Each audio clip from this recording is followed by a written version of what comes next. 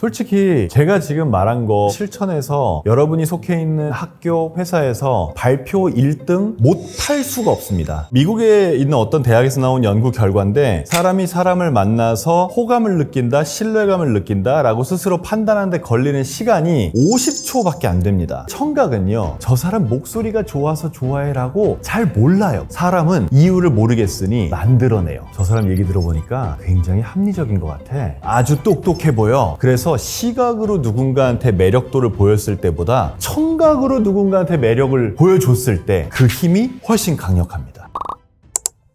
지식인사이드 구독자 여러분 안녕하세요. 아나운서 한석준입니다. 오랜만에 찾아왔습니다. 이번에 정말 좋은 내용으로 다시 한번 이렇게 나왔습니다. 반갑습니다. 목소리 하나만으로 사람한테 신뢰를 준다기보다는 정확히 말하면 사람이 사람한테 신뢰를 주는 여러 가지 중에 목소리가 되게 중요한 포션을 차지해요. 미국에 있는 어떤 대학에서 나온 연구 결과인데 사람이 사람을 만나서 호감을 느낀다, 신뢰감을 느낀다 라고 스스로 판단하는데 걸리는 시간이 50초밖에 안 됩니다. 50초밖에 안 된다는 뜻은 그 사람이 가지고 있는 생각, 그 사람이 그 생각을 표현하는 말의 내용 이런 거를 정확히 듣고 생각하고 판단할 여유가 없다는 뜻이에요. 그럼 50초 내에 무엇을 보고 상대방에게 호감이나 신뢰도를 판단하느냐? 첫 번째는 시각이에요. 50%가 넘습니다. 다시 말하면 뭐 잘생겼냐, 예쁘냐, 믿음직한 느낌이냐 이런 걸 보고 판단한다는 뜻이죠. 그 다음에 큰 부분이 청각이에요. 그 사람의 목소리를 듣고 이 사람의 목소리가 나한테 호감이냐, 신뢰감을 줄 수 있느냐 이런 부분을 가지고 그 사람한테 신뢰감을 갖냐 마냐를 결정한다는 뜻이죠. 이 판단을 대부분의 사람이 한 사람을 만나고 50초 이내에 한다는 뜻이에요. 근데 무서운 건 사람이 사람을 만나서 시각으로 매력을 느껴서 판단할 땐 자기가 저 사람을 왜 좋아하는지 알아요. 나 저 사람 예뻐서 좋아해, 잘생겨서 좋아해, 뭐 이런 얘기를 합니다. 근데 청각은요, 사람이 저 사람 목소리가 좋아서 좋아해 라고 잘 몰라요. 물론 그렇게 말하는 사람도 있어요. 근데 소수고 정말로 청각이 매력적이어서 좋아하는 경우가 10개라면 그 중에 1명만 청각이 좋아서 좋아한다라고 인지하고 나머지 9명은 모릅니다. 근데 모르는데 좋아하잖아요? 신뢰하잖아요? 사람은 내가 뭔가 좋아하는데 내가 왜 좋아하는지 모르는 상황을 싫어합니다. 그러면 사람은 그때 이유를 만들어내요. 진실은 청각 때문에 저 사람을 좋아하는 건데 이유를 모르겠으니 이유를 만들어내요. 저 사람 얘기 들어보니까 굉장히 합리적인 것 같아. 저 사람 말이야 아주 똑똑해 보여. 뭐 이런 이유를 자기가 만들어냅니다. 그리고 이유를 자기가 만들어냈을 때는요, 그 이유에 충성하는 정도가 훨씬 깊어져요. 그래서 시각으로 누군가한테 매력도를 보였을 때보다 청각으로 누군가한테 매력을 보여줬을 때 그 힘이 훨씬 강력합니다. 그러니까 이런 거죠. 성시경 씨는 목소리가 정말 좋은 사람이잖아요. 근데 성시경 씨가 말하는 걸 잘 들어보면 발음도 매우 좋아요. 다음에 또 놀러 오겠습니다. 즐거웠습니다. 좋은 밤 되시고요. 잘 자요. 그리고 이미 그분은 대중에게 노출이 오래된 사람이어서 그분이 매우 똑똑하다는 것도 많은 사람들이 알고 있고 그 사람이 어떤 부분에 있어서의 주의 주장이 굉장히 뚜렷하고 그 뚜렷한 주의 주장을 표현하는 데 있어서 때론 거침이 없다는 것도 이미 알고 있습니다. 그런데 그런 걸 빼고 그냥 첫인상만 놓고 봤을 때 성시경 씨의 그 멋진 목소리와 정확한 발음은 외모를 훨씬 좋아 보이게 만드는 효과를 갖는다는 거죠. 이병헌 씨는 너무 완벽한 분이죠. 얼굴이 일단 다 했죠. 얼굴이 다 했는데 그럼에도 불구하고 목소리가 그만큼 훌륭하시고 거기에 덧붙여서 발음이 엄청 정확하시거든요. 어떤 시련에도 상처받지 않는 강인함. 지난번에도 그 얘기를 똑같이 했습니다만 모음 발음이 정확하려면 입을 크게 벌려야 된다라고 말했는데 이병헌 씨는 다른 배우들하고 비교했을 때 입이 아주 큰 편이에요. 그래서 이병헌 씨가 웃으면 입이 여기까지 찢어지면서 이가 다 보이는 그런 미소를 보여주시는데 그 부분을 다 활용해서 발음을 하십니다. 그래서 이병헌 씨는 발음이 아주 정확하고 그게 이병헌 씨라는 배우의 캐릭터를 살려주는 면이기도 해요. 그러니까 그분은 시각적으로도 청각적으로도 다 완벽한 배우인 거죠. 완벽한 매력 덩어리를 이루고 있는 거예요.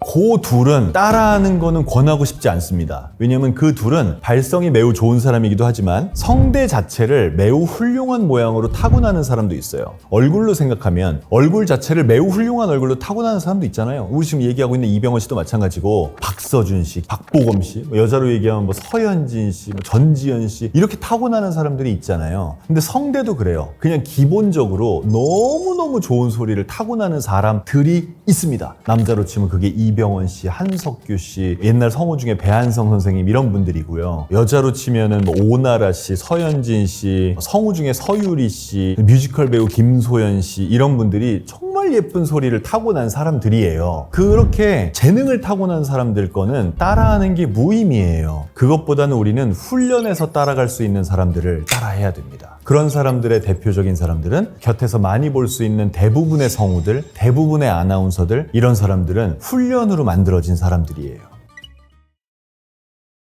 특히 저는 여성분들한테 이 말 꼭 하고 싶어요. 여성분들이 요새 아나운서 시험을 보는 사람들은 계속해서 중저음을 내려고 해요. 그리고 한 15년, 20년 전부터 여성분들이 중저음을 내는 게 더 똑똑해 보이고 더 신뢰감을 준다고 생각하는 분위기가 생겼어요. 이거는 김주아 아나운서 때문이에요. 김주아 아나운서가 중저음의 목소리시고 그분이 워낙 지적이고 신뢰감 주는 이미지이기 때문에 모두가 그걸 갖고 싶을 뿐입니다. 근데 그건 그 사람이고요. 꼭 그렇게 하지 않아도 됩니다. 자기가 타고난 내추럴 톤, 자연스러운 톤을 제일 잘 유지하는 게 좋습니다. 그리고 가장 좋은 톤을 찾아가는 게 발성 훈련이에요. 자, 지금 방금 영상을 5초 뒤로 돌려서 제가 말한 부분을 다시 보세요. 제가 말하는 말이, 음이 처음부터 끝까지 일정한가요? 그렇지 않아요. 음이 올라가기도 하고 내려가기도 합니다. 이렇게 사람이 말할 때 내 말의 필요에 따라서 음을 올리기도 하고 내리기도 해야 돼요. 그러니 사람이 낼 수 있는 음역의 폭이 이만큼이 있으면 여기서 내가 가운데 되는 음을 기본으로 써야 필요에 따라서 내릴 수도 있고 필요에 따라서 올릴 수도 있죠. 근데 내가 어느 날 보니 꾀꼬리 같은 목소리가 부러워서 높은 음을 가지고 시작하면 나는 더 올릴 부분이 없는 거예요. 반대로 낮은 음이 부러우니 낮은 음으로 시작하자 더 낮출 여지가 없습니다. 내 말에 변화를 주고 싶을 때 더 변화를 줄 방이 없어요. 룸이 없다는 얘기예요. 그러니까 말 맛을 살리기 위해선 항상 한 가운데 가장 편안한 그 음에서 시작하는 게 좋습니다. 여러분이 가장 편한 상대하고 말할 때 음이 그 음이에요. 여러분이 엄마랑 얘기할 때, 아버지랑 얘기할 때, 형제들하고 얘기할 때, 떡볶이 먹으면서 집에서 TV 보면서 얘기할 때 엄마, 사실은 나 말이야 저 사람이 좋아.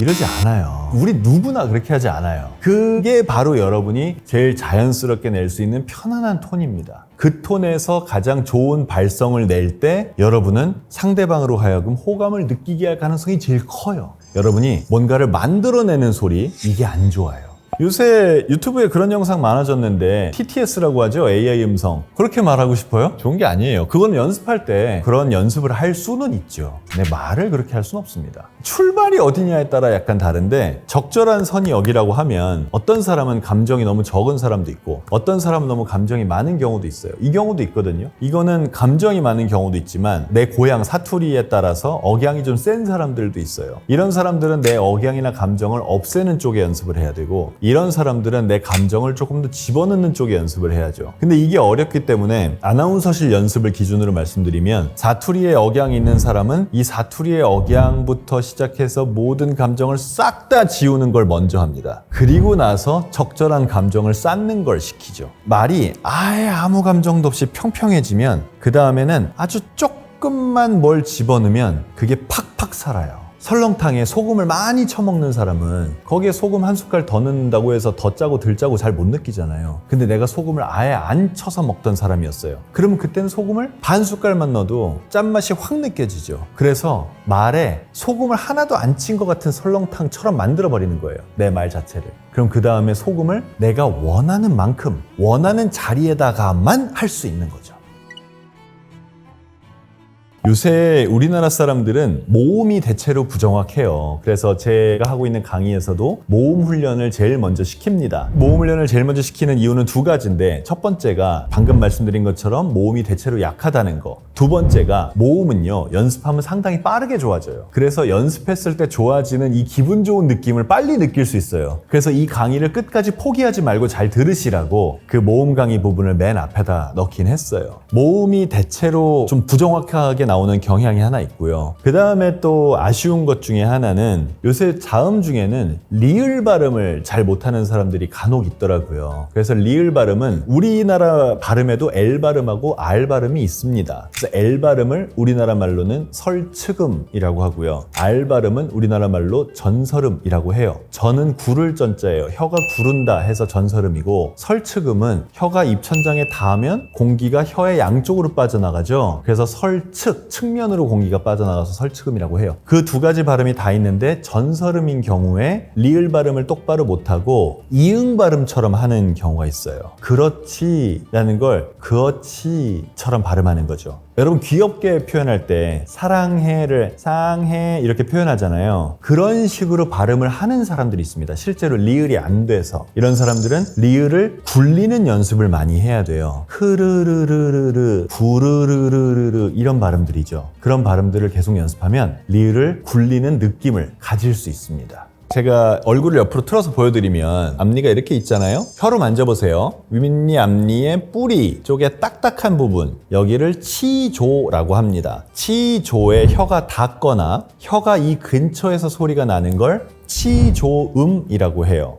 니은, 디귿, 쌍디귿, 티읕, 리을, 시옷 이런 애들이에요. 쌍시옷 포함이죠 당연히. 그럼 나 해보세요. 나, 다. 어디서 혀가 닿는지 알겠죠? 같은 자리죠. 사. 여기 있어야 돼요, 혀가. 그러니까 앞니가 있으면 시옷은 닿진 않아요. 거의 닿죠. 사, 그죠? 여기 있어야 되는데 혀 짧은 소리는 시옷이 앞니에 가서 닿거나 아니면 이렇게 나오는 거예요. 다시 말하면 혀 짧은 소리가 아니라 혀 긴 소리입니다. 그럼 어떻게 해야 되느냐? 다른 치조음하고 바꿔서 사용해 보면 됩니다. 사랑해를 사랑해라고 하는 사람이 있으면 이거를 니은과 디귿으로 바꿔요. 나랑해, 다랑해, 사랑해, 나랑해, 다랑해, 사랑해, 나랑해, 다랑해, 사랑해. 그러면 혀의 위치가 비슷한 자리에서 반복되거든요. 그러면 내가 시옷할 때 같은 자리에 있어야 되는데 같은 자리에 있지 않다는 게 느껴져요. 모든 시옷 발음, 특히 친구들이 나한테 너 그거 발음 이상해 라고 한 그 낱말들의 시옷을 니은 디귿으로 다 바꾸는 거예요. 그럼 고칠 수 있습니다. 표정은 기본적으로는 미소가 중요해요. 이 미소를 머금고 있다 하더라도 내가 지금 하려고 하는 말의 핵심 주제일 땐 표정도 강조를 해주는 게 좋아요. 갑자기 무표정을 한다든지 갑자기 환한 미소를 한다든지 뭔가의 표정으로 강조를 주는 거 중요하고요. 이때 손동작을 써주는 것도 역시 중요하고 필요합니다. 사람은 이런 손동작을 보여주는 이런 시각적 효과에 따라서 저 사람이 강조하려고 하는 마음을 훨씬 더 잘 이해해요. 저는 비화라고 하는데 이걸 허사라고 하는 사람들도 있어요. 의미가 없는 말을 말합니다. 예를 들면 저는 라는 말을 가끔 해요. 말하다가 생각이 안 나면 이런 말 의미 없어요. 이런 거를 비화, 허사 이렇게 부르는데 이거를 줄이는 게 좋아요. 제가 이 말을 하자마자 여러분 머릿속에 떠오른 여러분의 주변 사람 분명히 한두 명은 있을 거예요. 정말 많이 쓰는 사람들. 근데 그 사람들은 아마 자기가 그러는 줄 모를 겁니다. 그럼 이걸 어떻게 고치느냐? 찍어서 보여주세요. 찍어서 보여주고 보여주는 그 영상을 틀어놓고 타이핑을 해보세요. 영상 속의 인물이 하는 말을 한 글자도 빠짐없이, 그리고 텍스트, 그 쳐놓은 대본을 보면 안 하고 싶을 거예요. 솔직히 제가 지금 말한 거 이거 실천해서 여러분이 속해 있는 학교과 회사에서 발표 1등 못할 수가 없습니다. 제가 지금 그만큼 많이 말씀드렸어요. 그래서 지금 제가 말씀드린 거를 처음부터 끝까지 다 하는 게 쉬운 건 아니에요. 그런데 여러분께 부탁드린다면 이 영상에 나온 것 중에 내가 볼 때 요거 하나라도 우선 고쳐보자 라고 생각하는 거, 그거 하나만 찝어서 일주일이든 2주일이든 한 달이든 우선 그 하나만 먼저 파고들어서 고쳐보세요. 그러면 기분도 좋아지고 내가 발전했다라는 느낌도 확실히 올 거고, 그리고 진짜로 발표할 때 실력이 좋아질 겁니다. 여러분들의 말하기 실력이 진심으로 발전하길 기원합니다.